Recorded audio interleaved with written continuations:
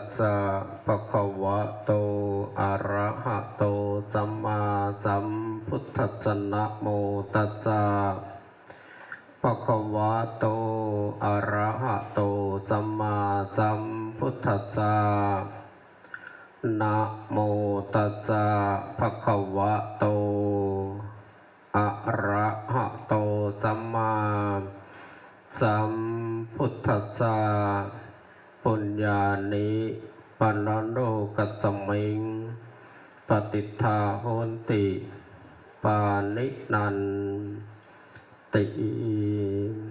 ณบัดนี้จะแสดงปฐมเทศนาในปุญญคาถาพรรณนาเรื่องบุญเพื่อเป็นการเสริมสติเสริมปัญญาและก็เสริมศรัทธาของญาติโยมท่านทั้งหลายเนื่องจากมื้อนี้นั้นพวกเขาท่านทั้งหลายได้มาร่วมกันในการทำบุญพิเศษและก็บุญยอดนิยมซึ่งในเจ้าภาพบุญกฐินในมื้อนี้นั้นก็คือแม่ตู่จันนวลศรีประเสริฐพร้อมด้วยลูกหลานครอบครัวศรีประเสริฐและก็พี่น้องทั้งหลายได้มาร่วมกันในการเฮ็ดบุญอยู่ที่สถานกันดารอยู่ในสถานที่แห่งนี้แต่ก็เต็มไปด้วยความอบอุ่นความปลื้มปิติก็ให้ญาติโยมท่านใดเอามือลงนั่งฟังตามสบายนั่งฟังตามสบายเมื่อนี้อยากจะเอาธรรมะมาเบาสู่ญาติสู่โยมฟังธรรมะมาเบาซึ่งจะได้ตั้งหัวข้อซึ่งญาติโยมมักถามดีถามหยังเข้ามาอาจารย์ฝันดีบ่ในการถามอันดับแรกบ่ได้ถามเหมือนพระสงฆ์ที่เห็นกันพระสงฆ์เห็นกันถามเรื่องหยังเป็นแนวไหนการดำรงอยู่พอยังอัตภาพให้เป็นไปบ่การเจริญภาวนาเป็นแนวไหนการเป็นอยู่มีความสัพพัญญะดีบ่จะถามกันลักษณะนั้นแต่ว่าโยมเห็นพระก็มีอย่างเดียวนั่นน่ะฝันดีบ่ก็หน่อยเหมือนจะเอาความฝันให้ฟังฝันของอาตมานั่นก็คือหัวข้อที่จะกล่าวในมื้อนี้นั้นมีอยู่574เป็นหยังจะว่าหาเบื้องต้นหัวข้อที่จะว่าเป็นธรรมานั้นไม่อยู่กฐินเว้าเรื่องบุญกฐินบุญกฐินนี่ที่ญาติโยมท่านใดเคยได้ยินกันว่าปีหนึ่งมีเทื่อหนึ่งปีหนึ่งมีเดือนหนึ่งปีหนึ่งมีขังหนึ่งปีหนึ่งมีบัตรหนึ่งปีหนึ่งมีพื้นหนึ่งปีหนึ่งมีองค์หนึ่งและก็เป็นบุญที่แปลกแตกต่างจากบุญอย่างอื่นบุญกฐินมีความแปลกแตกต่างจากบุญอย่างอื่นเป็นหยังจะมีจำกัดการบุญกฐินปีหนึ่งมีเดือนหนึ่งซึ่งเดือนหนึ่งนี่โยมหัวเป็นปิ้นกันแต่ละมือเจ้านายก็เห็นโฟนออกมาข่าวบุญกฐินบัดนั่นข่าวบัดนี่ข่าวญาติโยมผู้นั้นเชิญญาติโยมผู้นี้เชิญเดือนเดียวเท่านั้นมันมีขอบเขตมีจำกัดเพราะฉะนั้นบนใดก็เฮ็ดบุญกฐินบนใดก็เฮ็ดบนใดก็ทำเพิ่นจังว่าบุญกฐินเป็นบุญที่แปลกแต่ก็มีความต่างจากบุญอย่างอื่นบุญอย่างอื่นนี่นอกจากกฐินแล้วเฮ็ดได้ตลอดปีหนึ่งเฮ็ดได้เทื่อได้ และก็มือนึงเฮ็ดหลายครั้งได้อีกพร้อมเรื่องบุญกฐินนี่บางคนอาจจะคิดว่ากฐินนี่นะขอที่หนึ่งเพิ่นเอิ้นว่าเป็นชื่อแปลกชื่อแปลกชื่อเหมือนกับต้นกฐินต้นใหม่ชนิดหนึ่งแต่ว่าต้นกฐินเป็นลักษณะจังไดต้นกฐินนี่ยอดก็เอามากินได้ฟักก็เอามากินได้และก็ลำต้นสามารถเอาไปทำประโยชน์ได้ต่างๆนานาต้นกฐินนี่นะเพราะฉะนั้นกฐินเนี่ยเพิ่นเอิ้นมาเป็นชื่อแปลกเป็นชื่อเหมือนต้นใหม่บ่เหมือนชื่อกองบุญอย่างอื่นมันก็เลยมีความแปลกนี่เพิ่นเอิ้นว่าประการที่หนึ่งเป็นชื่อแปลกประการที่สองนี่แล้วก็กิริยาก็แปลกเวลาที่จะเอามาถวายนะแนวอื่นเนี่ยคือเอิ้นว่าถวายกองบวชถวายกองคดกองอัฐะ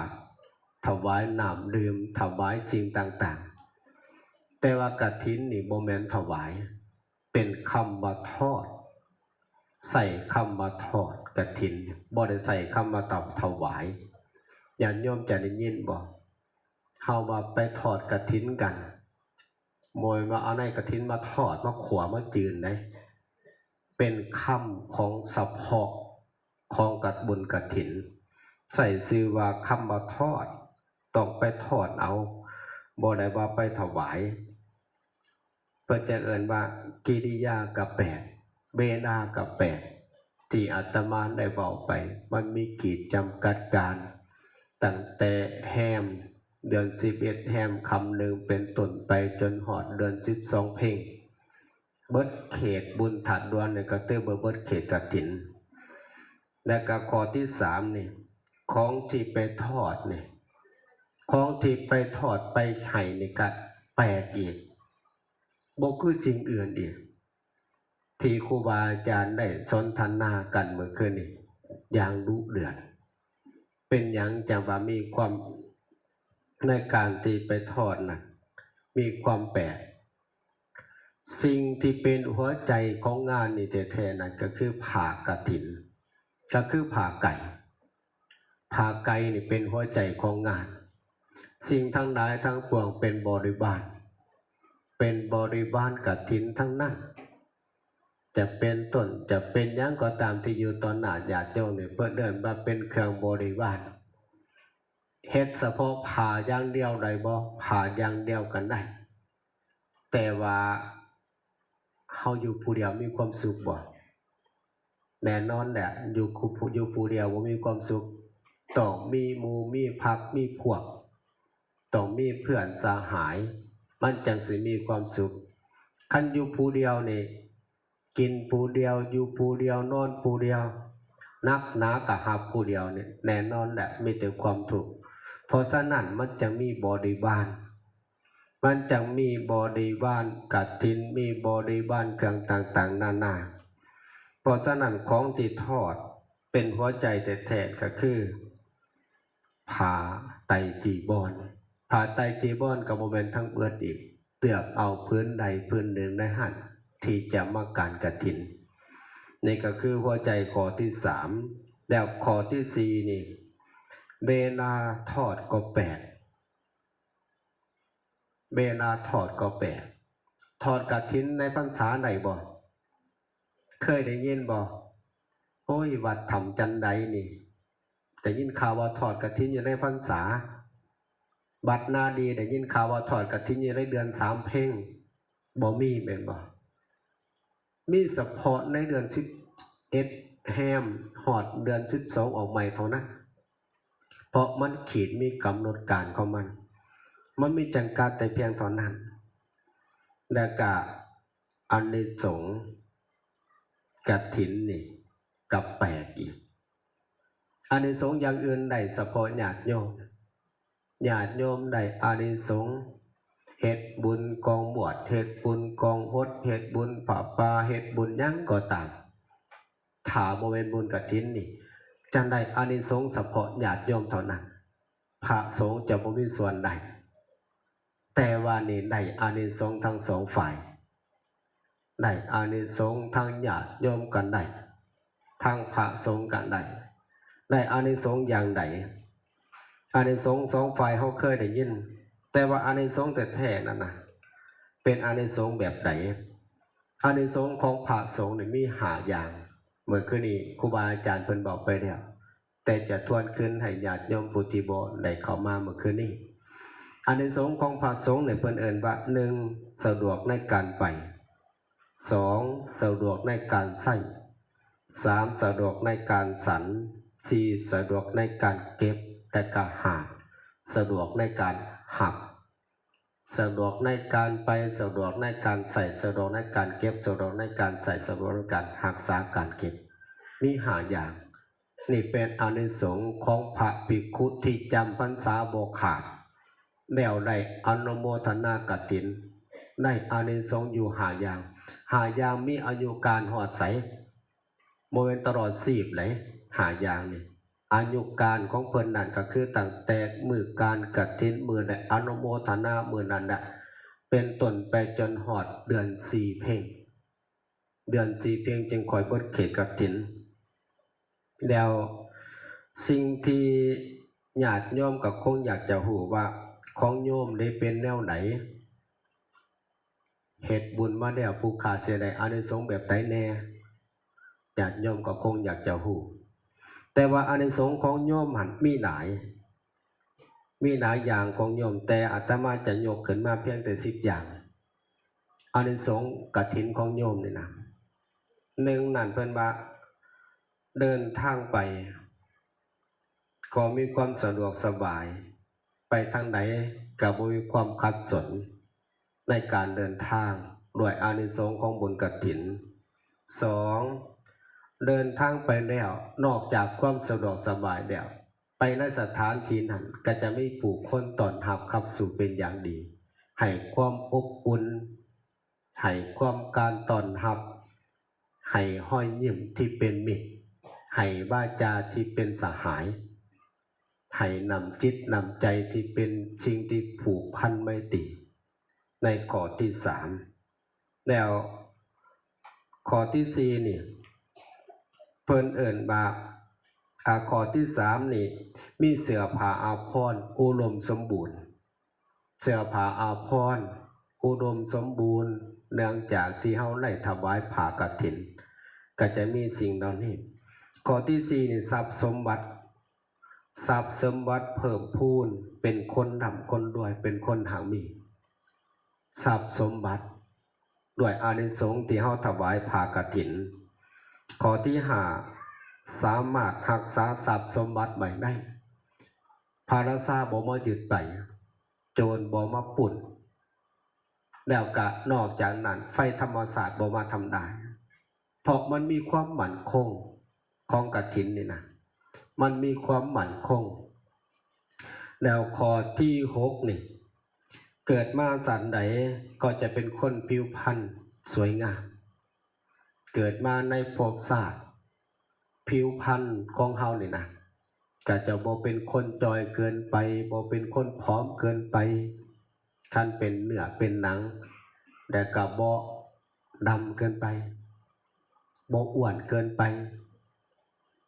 หน้าเป็นลักษณะจังไดก็คงจะเป็นจังซั่นดะเพราะมันเป็นอานิสงส์แม่นบ่เพราะเป็นความปรารถนาของโยมพร้อมได้ข้อนี้ไม่ออกโดยเฉพาะทำบุญไปแล้วก็สาธุขอให้ผู้ขาเป็นคนสวยคนงามถ้างามในศาสนี้ก็ขอให้งามต่อไปมีผู้ใดปรารถนาความขี้หายใส่เจ้าของแน่สาธุขอให้ข้าพเจ้าเป็นคนขี้หายถ่ายเปเด้อเอาเขาให้แมวกับแนมมือแมวกับเมินเอาเขาให้ม้ากับยางหนีมีอยู่บ่มีขนาดกีฬาก็ยังเติมยังแต่งนี่คือความปรารถนาของคนเพราะฉะนั้นมันก็ได้อานิสงส์และก็ข้อที่7นี่จะได้รับเครื่องพิเศษและก็เครื่องประดับประดาก็เป็นของพิเศษอีกอานิสงส์ของกฐินนี่เบิ่งโยมขอนไปเนี่ยล่ะเอาจะฝ่าไปข้อที่8เกิดมาสัตว์ใด ก็จะเป็นคนมีบุญวาสนามีบารมีด้วยอานิสงส์ของบุญกฐินขอที่เก่าเกิดขึ้นมาแล้วก็จะถ้าเป็นผู้หญิงหรือผู้ชายก็จะได้บวชในพุทธศาสนาเขามาบวชแล้วการเจริญภาวนาก็จะได้คล่องแคล่วการเจริญภาวนาก็จะได้ไปดีในข้อที่เก่าแต่ข้อที่10นี่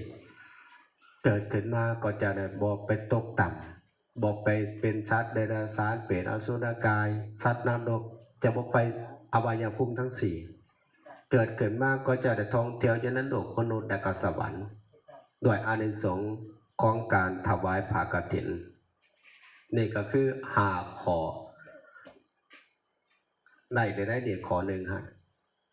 หาจำใบดื่มกระโบเป็นหยังแล้วต่อมาวันนี้ข้อที่2หาแล้วก็7นี่แม่นหยังเพิ่นเอิ้นว่าเป็นบุญพิเศษนอกจากว่าบุญกฐินเป็นบุญแปลกแล้วยังเป็นบุญพิเศษอีกด้วยบุญพิเศษอยู่7อย่างหนึ่งนั่นก็คือบุญกฐินนี่เป็นบุญของคนที่มีความรู้จะหน่อยญาติโยมว่าผู้ขานี่บ่ได้เรียนจบหยังสิมีความรู้มาจากไสผู้ขาป .1 ก็บ่ได้บ่ได้จบนำหมู่อ่านก็บ่ออกเขียนก็บ่เป็นจะจบมาจากไสจะมีความรู้ลักษณะจังไดแต่ความรู้ตัวนี้บ่ได้เกี่ยวกับตำรับตำรามันเกี่ยวกับความเข้าใจหนึ่งเป็นคนที่มีความรู้ลักษณะจังไดรู้อันที่หนึ่งนั่นก็คือต้องรู้จักว่าวัดนั้นมีไผไปปักได้บ่เพราะกฐินมันต้องไปปักไปก่อนบ่ปักก็คือเป็นกฐินแดนเป็นกฐินโจรที่พระอาจารย์เพิ่นได้กล่าวไว้เพราะฉะนั้นใน2พรรษาต้องไปปักไว้ก่อนไปได้ก็ต้องไปถาม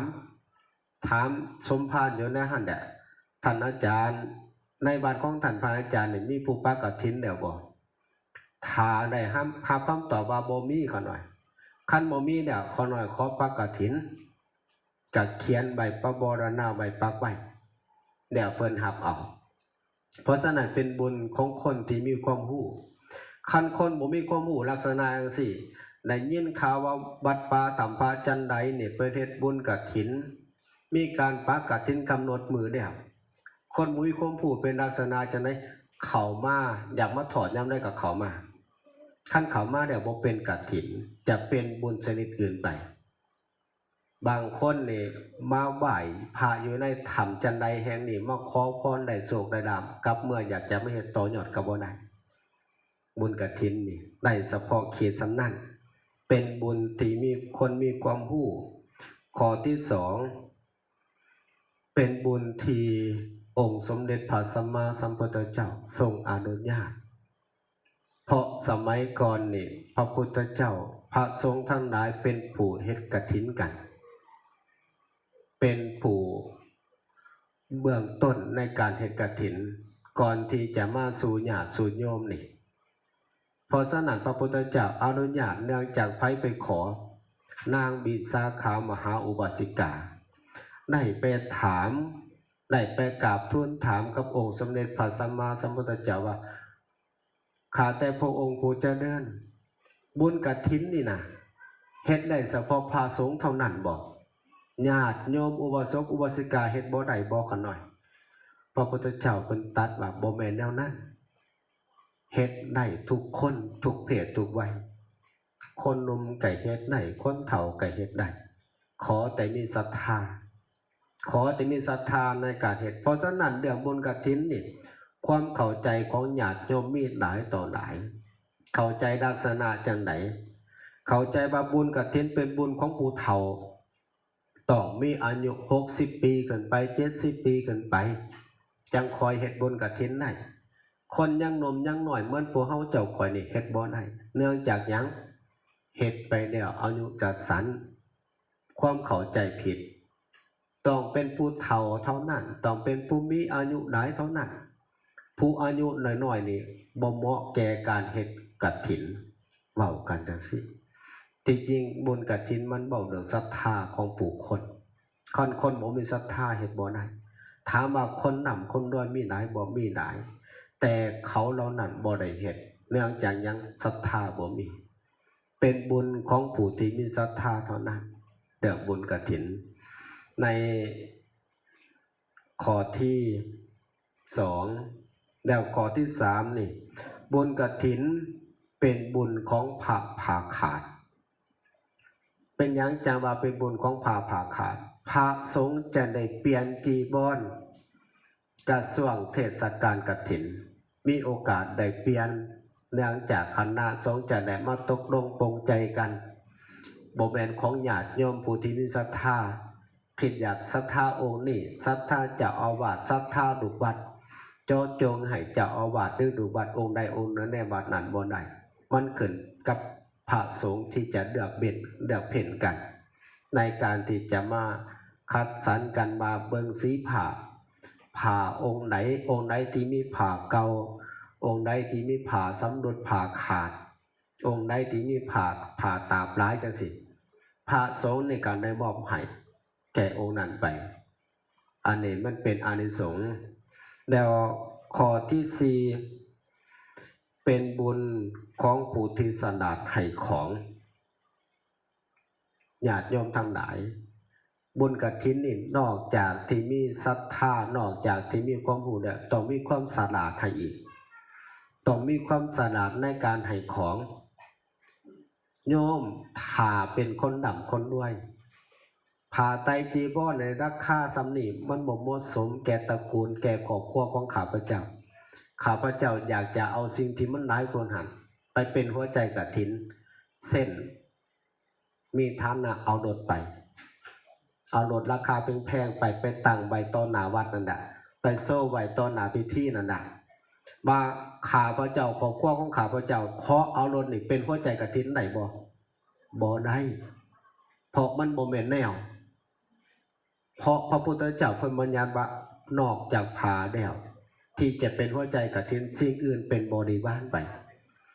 คิดว่าศรัทธาพระอาจารย์ใหญ่อยากจะเอารถเบนซ์มาให้เพิ่นเปลี่ยนจากผ้าเอาเป็นรถเบนซ์บ่หรือว่ารถอย่างอื่นก็บ่ได้อีกเพราะมันบ่ได้เกี่ยวกับสิ่งนั้นสิ่งนั้นเป็นเพียงบริวารนี่ก็คือต้องมีความสละในการให้แล้วข้อที่5นี่เป็นบุญที่เป็นโอกาสทองของชีวิตเป็นโอกาสทองเป็นโอกาสที่เฮาได้เฮ็ดบุญเพราะบุญกฐินมันเป็นบุญที่เฮ็ดได้ยากนับตั้งแต่มื้อคิดอยากจะเฮ็ดจิตใจของญาติโยมทั้งหลายท่านจะภาพได้มีความปลื้มปิติอยู่ตลอดเวลาอยากจะเฮ็ดบุญอยู่ตลอดเวลาคิดขึ้นมาก็คิดเรื่องบุญมีความกังวลเรื่องบุญมันเพราะฉะนั้นมันก็เลยเป็นโอกาสทองเป็นโอกาสของชีวิตที่เฮามีศรัทธาอยากจะเฮ็ดบุญแล้วข้อที่6นี่เป็นบุญที่มีขีดจำกัดการดังที่อาตมาพาไปเว้าไปว่าบุญกฐินเป็นบุญที่มีขีดจำกัดมีเวลาของมันเวลาอื่นนี่จะบ่แม่นบุญกฐินแล้วนอกจากนั้นแล้วบุญกฐินนี่นะนอกจากขีดจำกัดกันแล้วเจ้าภาพเจ้าศรัทธามาในมื้อนี้นี่มากราบแล้วกับเมื่อว่าพระให้เด้กับเมื่อไปถือเลข7โตนี่ว่าจังได๋วะนี่โอ้ยไปได้อานิสงส์อยู่วัดธรรมพระจังได๋กลับมาถวายกองกฐินให้ใหม่ก่อนเมตุจะนอนเฮ็ดแล้วก็ดีอยู่แต่ว่ายังบ่ทันขัดใจเจ้าของเพราะว่าได้อานิสงส์จากนี่กลับเมื่อแล้วมื้อหน้ามาขอหน่อยถวายกฐินอีกต่อยอดว่าซั่นก็บ่แม่นแนวเพราะรับได้เฉพาะกองเดียวเท่านั้นบุญกฐินนี่นะแล้วข้อที่7บุญกฐินนี่เป็นบุญที่กำจัดทุกข์ของเจ้าภาพเจ้าศรัทธานั้นให้หมดไปเพราะหยังจังกำจัดทุกข์มื้อนี้เมตุจันนวลศรีประเสริฐนี่พ้นทุกข์แล้วเพราะเบื้องต้นในการปรงใจว่าอยากจะทอดกฐินน่ะมันมีความกังวลอยู่ตลอดคนเฮามีความกังวลน่ะมันมีความทุกข์หรือความสุขแน่นอนแหละความทุกข์อยู่ในใจ มีความทุกข์นอนไปกับฝันนอนไปกับนานึกถึงจากสันบุญกฐินไก่จะมาเดี๋ยวเดือนนั่นไก่จะมาหมื่นนั่นไก่จะมามีความคิดอยู่สันตลอดเวลามีความคิดมีความกังวลใจเนี่ยมีความปลื้มปิติอยู่แต่มันแสกกับมากก็คือหยาดมันบ่ขักบ่แน่หยาดมันบ่จบบ่งามเฮ็ดไปเดี๋ยวสิมีพี่มีน้องมาห่วมงานบ่เฮ็ดไปเดี๋ยวจะมีลูกหลานมีความสามัคคีกันบ่ในการเฮ็ดนี่นะมันมีความคิดอยู่ตลอดเวลาผู้ที่เคยเฮ็ดบุญก็คงจะเข้าใจดีสิเป็นผู้ชำนาญในการเฮ็ดบุญกฐินก็ตามจะมีความกังวลอยู่จังซั่นมีความคิดมีความกังวลอยู่ตลอดเวลาเฮ็ดไปแล้วพระสงฆ์ที่เฮาม่วนนี่เพิ่นสิมาอนุเคราะห์เฮาได้บ่บ่แม่นสิมีแต่ยาพอองค์เดียวอยู่ในวัดนั่นบ่คันมีองค์เดียวใจเฮาสิเป็นจังไดอีกก็มีความกังวลอยู่จังซี่เรื่องบุญกฐินนี่นะเพราะฉะนั้นมื้อนี้แหละเป็นมื้อที่ปลดทุกข์ปลดความกังวลออกจากจิตจากใจในสิ่งที่เฮาตั้งไว้ตั้งแต่ต้นมานี่ก็คือ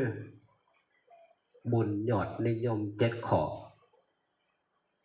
ของญาติโยมท่านหลายต่อไปก็ข้อที่4เบาว่าบุญกฐินนี่เป็นบุญของคนรวยหรือคนจนอาตมาตอบได้ว่าเป็นบุญของผู้ที่มีศรัทธาคันคนมีศรัทธาเฮ็ดได้คนรวยถ้าบ่มีศรัทธาเฮ็ดบ่ได้คนทุกข์ก็เช่นเดียวกันถ้าบ่มีศรัทธาแล้วก็เฮ็ดบ่ได้เพราะมันเป็นบุญของคนที่มีศรัทธาเพราะฉะนั้นในนิทานเรื่องหนึ่งนี่เรื่องของตินนาวานตินนาวานแม้กระทั่งสื่อเจ้าของแม้กระทั่งสื่อก็ยังบ่ฮู้ว่าเจ้าของสื่อหยังเพิ่นเอิ้นว่าเป็นคนทุกข์ยากจนมีโอกาสได้ไปอยู่ในขอบในตระกูลของสิริธรรมเศรษฐีได้ไปอยู่ในหันแล้วเศรษฐีนั่นก็ไปให้เราไปเฝ้าหญ้าไปอยู่ในสวนหญ้าไปเฝ้าหญ้าเพื่อเกี่ยวหญ้ามาเลี้ยงมาแต่ว่าด้วยบุญเก่าของเราที่พอมีอยู่มาเตือนใจว่าเฮานี่นะเกิดขึ้นมามีความยากจนมีความขัดสนมีความลำบากอยู่จังซี่เนื่องจากหยังเนื่องจากเฮาบ่ทำบุญให้ทานเนื่องจากที่เฮาบ่ทำบุญให้ทานบ่อนุเคราะห์พระสงฆ์องค์เจ้าบ่อนุเคราะห์คนยากจนเข็ญใจบ่ตอบบุญแทนคนผู้เป็นพ่อเป็นแม่เพราะฉะนั้นมันก็ได้เกิดมาเป็นคนลำบากยากจน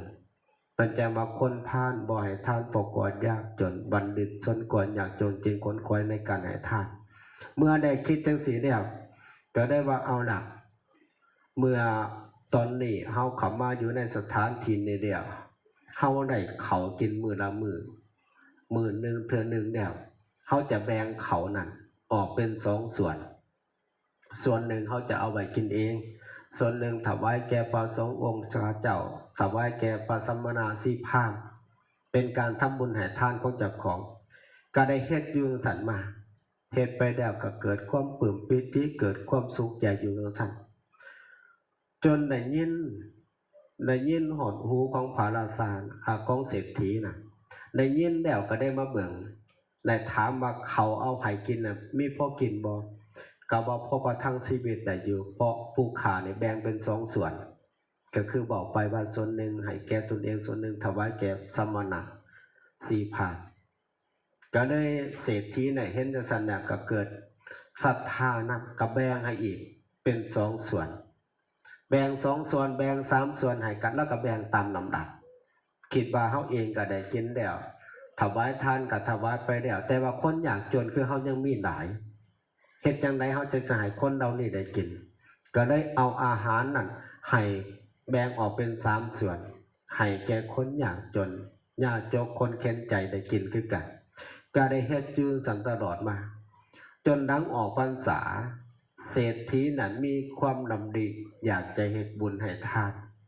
เฮ็ดบุญให้ทานน่ะคิดแนวไหนคิดว่าใน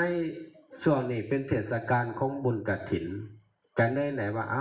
เฮาจะเป็นเจ้าภาพรักแก่บุญกฐินในการเป็นเจ้าภาพรักถ้าเฮาแต่เฮาคนเดียวเนี่ยคนอื่นจะเป็นแนวไหนคนอื่นก็จะได้บุญนำเฮาบ่ได้พอเฮาบ่ได้เสียเชิญแล้วคนอื่นจะได้เป็นบริวารเฮาก็บ่ได้อีกเพราะฉะนั้นก็ได้บอกข่าวเปล่า บุญไปหาญาติพี่น้องผู้ใดพอมีศรัทธามาร่วมบุญนำกันเฮาจะเป็นเจ้าภาพกฐินจะได้ถวายกฐินแล้วก็บอกคนน่ะไปส่งข่าวแก่ตินาวานแล้วได้ทราบข่าวจากไหนก็มาถามเศรษฐีบาบุญกฐินจะได้อานิสงส์อย่างไรเศรษฐีก็บอกตามความเข้าใจบาบุญกฐินนี่จะได้อานิสงส์คือจะเป็นผู้มีอายุวรรณะสุขภาละและปฏิภาณจะได้อานิสงส์อย่างนี้แล้วก็ได้กลับมาแล้วเป็นจังไดคนถูกเขามีผ้าไหมใส่บ่มีคนถูกคือเฮาซุมื้อยังพอใครยังไม่พอมีเสื้อใส่มีสงมีศีลใส่แต่คนก่อนน่ะบ่มีผ้าพื้นเดียวที่พอได้ใส่ท่อนด่างลงไปแต่ว่าท่อนบนบ่มีเฮ็ดจังไดบัดนี้กลับไปเอาใบไม้นั่นมาเย็บเป็นผ้านุ่งเอาผ้าเจ้าของที่นุ่งเอาออกไปซักเอาผ้าซักแล้วก็นุ่งใบไม้มันแห้งดีแล้วก็เอาไปเทิ่นหัวไปคนดีแล้วก็จะเทิ่นหัวเข้าตลาดบอกคนทั้งหลายประกาศไปว่าท่านทั้งหลายท่านใดมีความสนใจอยากจะเอาผ้าอันเศร้าหมองของข้าพเจ้าที่นุ่งมาตลอดชีวิตของข้าพเจ้านี้เอาไปเพราะไว้เป็นผ้าเช็ดตีนกันได้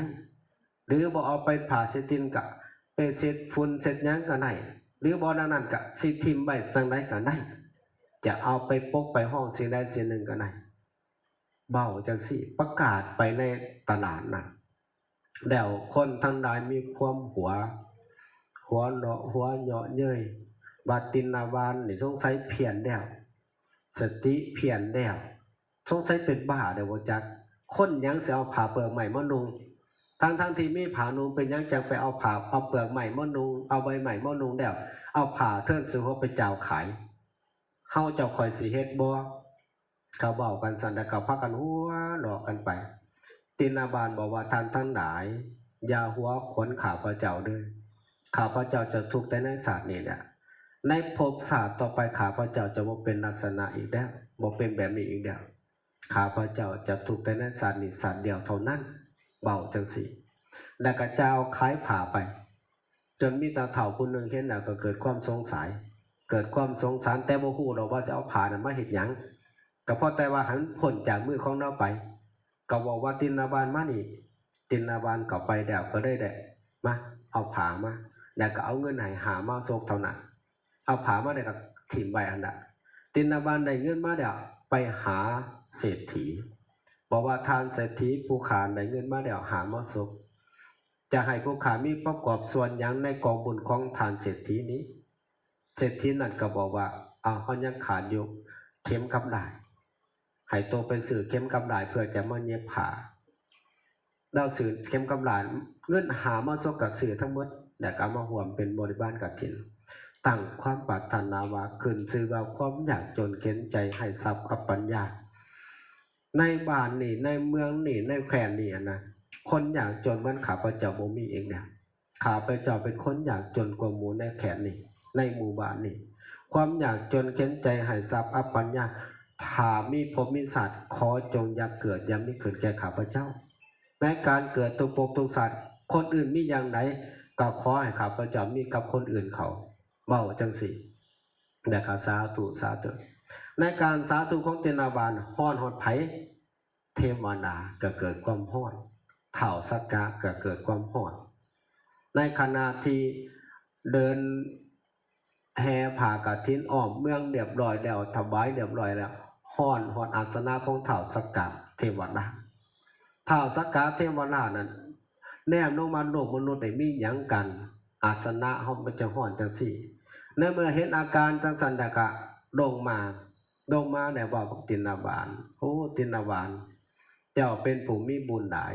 ข่อยขอส่วนบุญจากเจ้าได้บ่ตินาบานได้ว่าซั่นแต่ว่าข่อยสิให้ความปรารถนาของเจ้ามีอยู่4ข้อเจ้าอยากได้หยังข่อยให้ตามความปรารถนาของเจ้าตินาบานก็ปรารถนาว่าคันสั่นข้าพเจ้าขอเอา4ข้อข้อที่1ว่าในทุกภพศาสตร์ขออย่าให้ข้าพเจ้าเป็นผู้ข่มเหงผู้ยิ่งอย่าให้ข้าพเจ้าเป็นผู้เบียดเบียนผู้ยิ่งบ่ว่าจะทางกายก็ดีด้วยการตบตีบ่ว่าจะทางวาจาโดยการที่เบ้าทิ่มแทงก็ดี บ่ว่าจะเป็นทางจิตใจในความเข็ดขมต่อผู้หญิงคนนั้นก็ดีขึ้นชื่อว่าผู้หญิงแล้วอย่าให้ข้าพเจ้าเป็นผู้ข่มเหงเขาความปรารถนาขอที่หนึ่งของตินาวานแล้วปรารถนาขอที่สองว่าให้ขออย่าให้ข้าพเจ้าเป็นคนขี้ทีในการให้ทานบอกว่าอย่าให้ข้าพเจ้าเนี่ยนะอย่าเป็นคนขี้ทีในการให้ทานขึ้นชื่อว่าการให้ทานใดๆก็ตามในโลกนี้อย่าให้ข้าพเจ้าเป็นคนขี้ทีแล้วขอที่สามขออย่าให้ข้าพเจ้าเป็นคนพาลและมีมีดเป็นคนพาลคนพาลในที่นี้ก็คือบ่เชื่อในบุญบ่เชื่อในบาปบ่เชื่อในคุณงามความดีบ่เชื่อในบิดามารดาเว้าจังซี่ข้อที่สามแล้วข้อที่สี่บอกว่าขอให้ข้าพเจ้ามีเมียดีมีศีลมีธรรมบ่เป็นคนพาลขอสี่ข้อขอในท้าวสักกะเทวดาแต่ว่าพอออกสิขอต่างนี่อยู่ดอกพอออกมาได้นี่ขอให้ข้าพเจ้าได้นั่งเทพธิดาเป็นเมียบ่ขอให้ข้าพเจ้าได้นางฝ่าเป็นเมียขอให้ข้าพเจ้าได้นางงามจักรวาลเป็นเมียหนึ่งบ่พอขอให้ได้เมียสองก็คงจะมีความลักษณะแต่ว่าตินาวานโมแมนจังซั่นคำขอ4อย่างของเราท้าวสักกะเทวราชบอกว่าเอ้าตินาวานตามธรรมดาคนทุกข์ยากนี่นะเขาปรารถนาเอาหยังปรารถนาเอาเฮือนปรารถนาเอารถปรารถนาเอาทรัพย์สินบริวารทั้งหลายทั้งปวงสิ่งไหนที่มันมีในโลกเขาปรารถนาเอาสิ่งเหล่านั้นความร่ำความรวยเหมือนญาติโยมเฮ็ดบุญนี่ครับปรารถนาเอาสิ่งเหล่านั้นแต่ว่าเจ้าเป็นหยังจะคือบ่ปรารถนาเอาสิ่งเหล่านี้ตินาวานนะบอกว่าการที่เฮาได้มิตรเป็นคนดีการที่เฮาได้บริวารเป็นคนดีการที่เฮามีสหายเป็นคนดีปกครองเป็นคนดียิ่งกว่าทรัพย์ทั้งหลายทั้งปวงอีกเราบอกจังซี่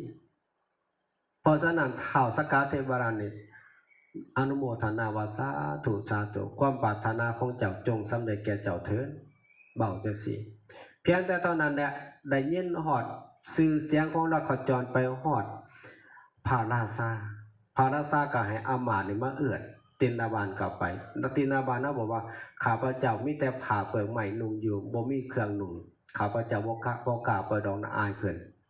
ก็ได้คิดจังซี่ดาก็ได้ว่าคันสั่นก็เอาผ้าคู่ที่แพงๆราคาเป็นแสนน่ะนะผ้าเนื้อนี้เอาไปให้ตินาวานซะตินาวานได้ผ้าแล้วก็ได้เข้าไปหาติเศรษฐีพระราชาก็ได้ว่าตินาวานบุญกุศลที่เจ้าเฮ็ดนั้นข่อยขอแบ่งได้บ่ข่อยขอเอาจังได้บ่ตินาวานก็ว่าเอาไปเด้อข้าพเจ้าที่เฮ็ดบุญได้มื้อนี้ขอแบ่งบุญให้พระองค์ขอให้พระองค์ได้บุญกับข้าพเจ้าทั้งหมดเหมือนแม่ตู่เพิ่นแบ่งบุญเมื่อกี้นี้ว่าให้พระสงฆ์โดยมีพระอาจารย์ใหญ่เป็นต้นได้เป็นผู้มีบุญแห่งข้าพเจ้าที่ได้เฮ็ดในมื้อนี้ด้วยเถิดนอกจากนั้นก็ขอให้ญาติพี่น้องลูกหลานบริวารทั้งหลายทั้งปวงที่มาร่วมบุญในมื้อนี้ก็ขอให้ท่านทั้งหลายเป็นผู้มีส่วนบุญกับข้าพเจ้าด้วยเถิดเพิ่นเอิ้นว่าการแบ่งบุญนอกจากนั้นก็ได้อุทิศให้ปู่เพียพันธุ์ให้เจ้ากรรมนายเวรให้หยังก็ตามที่อยู่ในสถานที่อุทิศให้แก่เขาเหล่านั้นนี่แหละก็คือที่อาตมาบอกเด็กไปว่า574คันอยากจิบหายก็ไปซื้อเอาแต่ว่าการถือมาจะสิว่าอาตมาบอกได้อยู่บ่ได้ เนาะก็เป็นโอกาสหนึ่งก่อนที่จะจบโอกาสที่อาตมาได้เกิดมากล่าวอนุโมทนาครับกฐินปกติแล้วบุญกฐินจะบริเทศอยู่บ่เจ้าของจะไปเทศอยู่บ่อนอื่น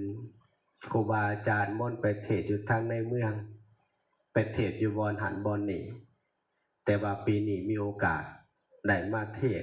พระอาจารย์ใหญ่เพิ่นก็ว่าเทศสังดาสถานที่สังดาญาติโยมในสถานที่นี้พออาตมาได้มาจำพรรษาอยู่ในสถานที่นี้2 พรรษาและกรรมมื้อนี้คงจะเป็นวาระสุดท้ายที่ได้มานั่งเทศอยู่ในสถานที่นี้จากลาบ่เป็นจากตายแล้วอาตมานั้นจะได้ไป สถานที่อีกที่หนึ่งที่ครูบาอาจารย์เพิ่นอนุเคราะห์ให้ไปอยู่เพิ่นมาเป็นลูกเคยเข้ามานายเนี่ยพร้อมที่จะเป็นโปรเฒ่าเขาเจ้าเด้อนะคันอายุกันหลายแล้วบ่แม่นเด็กน้อยแล้วทำนองนั้นพร้อมที่จะไปพัฒนาไปเฮ็ดเป็นของเจ้าของตัวนี้เป็นบอนบำเพ็ญภาวนาก็เพราะฉะนั้นเป็นครั้งสุดท้ายและก็บ่แม่นท้ายสุดตราบใดที่มีโอกาสได้เข้ามาก็จะได้มาอนุเคราะห์คือเก่าเนาะก็อนุโมทนาบุญกับวันที่20ก็จะได้เดินทางมื้อนี้ก็คันเมียนสถานที่เรียบร้อยก็จะได้ไปก็มีครูบาอาจารย์ไปให้ความอบอุ่นพระอาจารย์ใหญ่ก็จะได้ไปส่งมื้อวันที่20ไปสร้างสถานที่อยู่ใหม่เนาะแต่ว่ามีเวียกมีงานก็บ่ได้ทิ่มบ่ได้ปาก็แม่นว่าจะได้ไปมาหาสู่กันเป็นปกติก็อนุโมทนาบุญกับญาติโยมท่านทั้งหลายที่ได้มาร่วมกันในการเป็นเจ้าภาพกฐินก็ดีบริวารกฐินก็ดีและก็ทุกสิ่งทุกอย่างที่ญาติโยมได้มาด้วยใจได้มาด้วยศรัทธาถึงสถานที่มันจะอยู่ห่างไกลจากบ้านสถานที่จะอยู่ห่างไกลจากผู้คนแต่ว่าคนทางใดที่มาอยู่ในสถานที่นี้มาด้วยศรัทธาก็อนุโมทนาบุญที่อาตมาภาพได้กล่าวเป็นคาถาขึ้นเบื้องต้นว่าปุญญานิปรโรกัสสมิงปฏิทาโหนติปานิหนังบุญนี่เป็นที่พึ่งของคนพระพุทธเจ้าเป็นตรัสว่าบุญนี่เป็นที่พึ่งของคนทั้งในโลกนี้และก็โลกหน้าการเป็นอยู่ก็อยู่ด้วยบุญการจากไปก็จากไปด้วยบุญด้วยการกล่าวอนุโมทนาคาถาก็ถือว่าเห็นสมควรแก่เวลาแต่ส่วนนี้ก็ขออ้างอิงเอาคุณพระศรีรัตนตรัยคือคุณพระพุทธที่เลิศประเสริฐศรีคุณพระธรรมจงอำนวยช่วยรักษาคุณพระสงฆ์ผู้ทรงศีลอภิญญาจงมาปกปักรักษาคุ้มครองปกป้องคุ้มครองญาติโยมท่านทั้งหลายให้อยู่เย็นเป็นสุขไปจากความอยู่หอนนอนตกบ่ว่าจะเหตุยังอยู่บนไหน